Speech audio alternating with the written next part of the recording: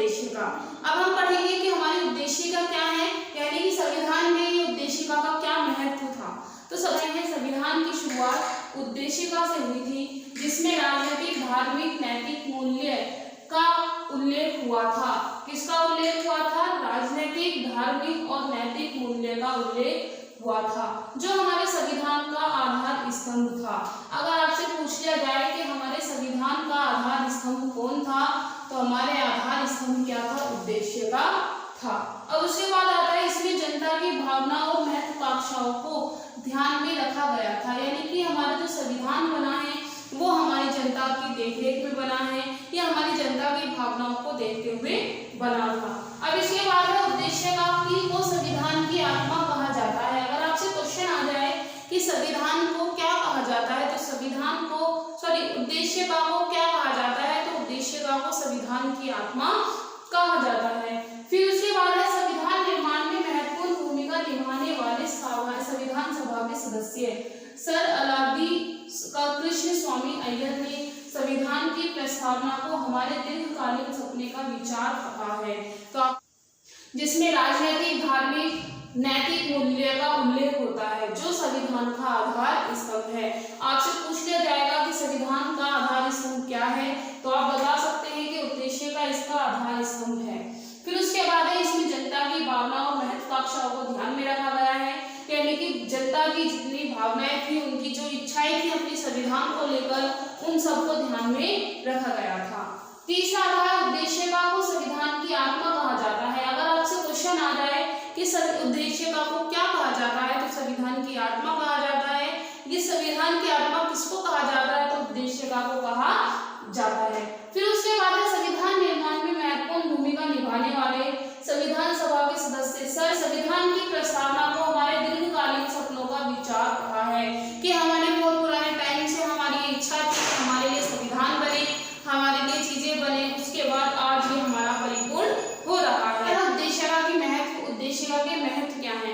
सबसे पहला है संविधान का प्राधिकार का स्रोत, यानी कि संविधान पर किसके अधिकार हैं, ये किसके तरीके से ये संविधान को बनाया गया है। सबसे पहले संविधान के प्राधिकार का स्रोत भारत की जनता के कारण संविधान का निर्माण भारत की जनता की ओर संविधान सभा के सदस्यों ने किया और उन्हीं के द्वारा इसे अपनाया गया। यानी कि इसमें कहा गया है कि जो संविधान बना है वो जनता के जरिए बना है। जनता ने अपने संविधान के लिए लोगों को चुना और उन्हीं लोगों ने हमारे संविधान को बनाया, और संविधान सभा द्वारा, ये भारत की जनता द्वारा ही क्या हुआ है, इसका अंगीकरण हुआ है। अब भारत का जो संविधान है वो किसके द्वारा अपनाया गया है, तो भारत की जनता द्वारा ही अपनाया गया था। आपको मैं क्लास लेक्चर में पढ़ा चुकी हूँ कि संविधान किस दिन अपनाया गया था, किस दिन अंगीकृत हुआ था, तो आपको वो कमेंट बॉक्स में बताना है कि कब हुआ था। फिर उसके बाद है राज्य का स्वरूप, प्रभु, समाजवाद, पथनिरपेक्ष, लोकतंत्र और गणराज्य। फिर उसके बाद आता है संविधान का उद्देश्य, नागरिकों को सामाजिक, आर्थिक, राजनीतिक न्याय सुलभ करना। यानी कि संविधान का उद्देश्य क्या है? नागरिकों को सामाजिक, आर्थिक और राजनीतिक न्याय सुलभ करना, यानी कि उन्हें ये सारी चीजें प्रोवाइड करना, उन्हें सामाजिक तौर पर न्याय देना, आर्थिक तौर पर न्याय देना और राजनीतिक तौर पर भी न्याय देना। विचार अभिव्यक्त, विश्वास, धर्म और उपासना में स्वतंत्र होना। हम अपने विचारों को व्यक्त कर सकते हैं, हम अपने विश्वास को बनाए रख सकते हैं, धर्म और उपासना के लिए हम पूर्ण रूप से स्वतंत्र हैं। प्रतिष्ठा और अवसरों की समानता से सुनिश्चित करना, यानी कि प्रतिष्ठा और अवसरों को समान तरीके से हर दूसरे को पहुंचाना। व्यक्ति की गरिमा और राष्ट्र की एकता व अखंडता को सुनिश्चित करने का बंधुत्व को बढ़ाना, यानी कि हम अपने व्यक्तित्व के गरिमा को और राष्ट्र की एकता को बनाए रखें और उसकी अखंडता को सुनिश्चित करने के लिए हम क्या करें, कोशिश करते रहें। घोषित करता है कि भारत के लोगों ने ही संविधान को अंगीकृत, अधिनियमित और आत्मसमर्पित किया है, यानी कि यहाँ पे हमारे संविधान को बनाने में लोगों ने ही उसे अडॉप्ट किया है। हमारा जो संविधान है वो 60 देशों से मिलकर बना है और 60 देशों से जो एडॉप्शन लिया है, एडॉप्शन का मतलब क्या होता है, किसी को गोद लेना। हमने इंग्लैंड से कुछ ले लिया, अमेरिका से कुछ ले लिया, जापान से कुछ ले लिया, रूस से कुछ ले लिया, तो ये सारे क्या था, एडॉप्शन था। तो हमारा अधिनियम हुआ है, अंगीकृत हुआ है, अंगीकृत के बाद अधिनियमित, यानी कि फिर उसे लागू किया गया और लागू करने के बाद उसे आत्मसमर्पित कर दिया गया। तो ये सब किसने किया है, भारत के लोगों ने किया है। इस देश की सर्वप्रभुता लोग में ही निहित है, यानी कि जो हमारे लोग हैं वो सर्वप्रभुता हैं, हर चीज को अडॉप्ट करने वाले हैं और अपने में उसे लागू करने वाले हैं। फिर उसके बाद है यह लोगों के उन आदर्श और आकांक्षाओं को घोषणा करता है जिन्हें प्राप्त करने की आवश्यकता है, यानी कि जो हमारा संविधान है वो उन इच्छाओं को, उन महत्वाकांक्षाओं को ज्यादा ध्यान रखता है जिसे लोगों के पास होना ही चाहिए। जैसे कि संविधान बनने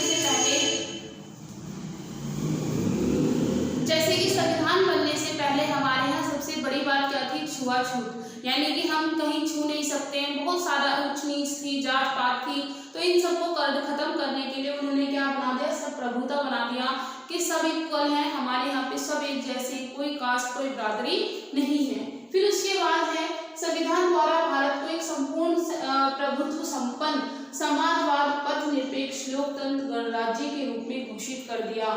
इन सब चीजों के बाद हमारे जो संविधान है उसे संप्रभुत्व, समाजवाद, पथ निरपेक्ष, लोकतंत्र, गणराज्य के रूप में घोषित कर दिया। इन सारों के बारे में हम आगे पढ़ेंगे, इसलिए अभी आप ऐसे मोटा ही मोटा पढ़ लीजिए, डिटेल में भी पढ़ेंगे कि संप्रभुत्व क्या होता है, समाजवाद क्या होता है, पथ निरपेक्ष क्या होता है, लोकतंत्र और गणराज्य क्या होता है।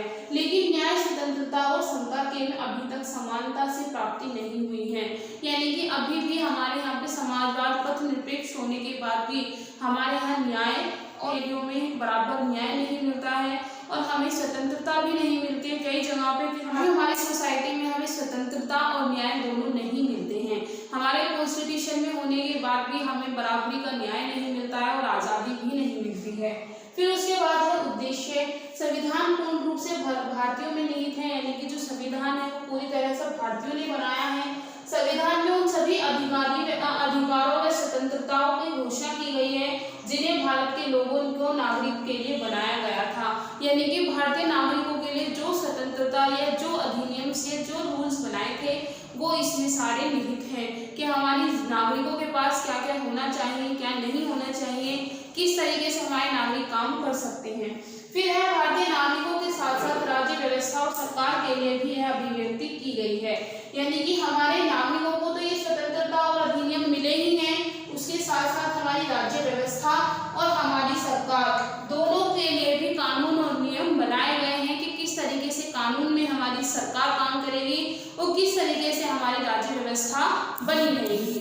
अब उसके बाद हम आते हैं संप्रभु संपन्न। संप्रभु संपन्न का मतलब है भारत एक संपूर्ण संप्रभु संपन्न राष्ट्र है जिसे भारत अपने आंतरिक और बाह्य मामलों के लिए किसी विदेशी सत्ता के अधीन नहीं रहेगा, यानी कि हमारा जो देश है वो अपने निर्णय खुद ले सकता है, उसे किसी बाह्य सत्ता की अधीन रहने की जरूरत नहीं है। फिर उसके बाद है भारत अपनी इच्छा से किसी से संधि या मित्रता कर सकता है, यानी कि अगर भारत को लगता है कि मेरी यहाँ पे संधि होने से मुझे यहाँ पे काम में कारगर होगी या मेरी यहाँ पे मित्रता करने से मुझे बहुत अच्छा डिफेंस मिलेगा, तो भारत अपनी संधि और अपनी मित्रता इच्छा से कर सकता है, उसे कोई बाउंडेशन नहीं दे सकता है कि आपको यहाँ पे मित्रता करनी ही है कि आपको यहाँ पे संधि करनी ही है। यानी कि संप्रभुता में सिंपली ये संप्रभुता में सीधी सीधी ये बात है कि हमारा जो देश है वो अपने कार्यों के लिए खुद आजाद है, उसे किसी की जरूरत नहीं है या उसे किसी के अधीन रहकर अपना काम करने की जरूरत नहीं है।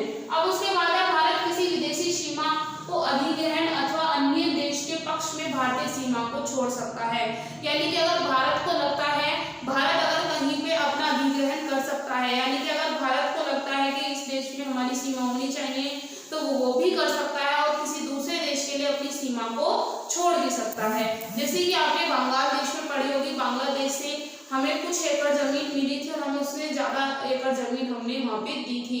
पाकिस्तान में जो पीओके है वो भी इसी तरह से है। तो ये सारे हमारे संविधान में लिखा हुआ है कि हम अपनी सीमा को दे भी सकते हैं और सीमा को ले भी सकते हैं। फिर उसके बाद है समाजवाद। लोकतंत्र का साधन से समाजवाद की प्राप्ति होती है, यानी कि समाजवाद का मतलब क्या है, लोकतंत्र। डेमोक्रेसी की वजह से हमारे यहाँ सोशलिटी है, डेमोक्रेसी की वजह से हमारे यहाँ समाजवाद का रूप आता है।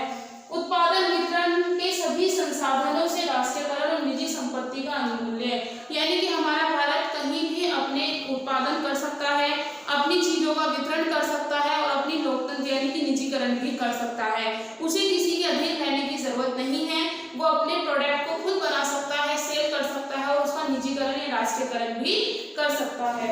फिर उसके बाद है भारतीय समाज मार्क्सवाद और गांधीवाद दोनों का मिला जुला रूप है, यानी कि हमें मार्क्सवाद भी है और गांधीवाद भी है, लेकिन हमारे भारत में सबसे ज्यादा गांधीवाद चलता है। तो ये था हमारा समाजवाद और संप्रभुता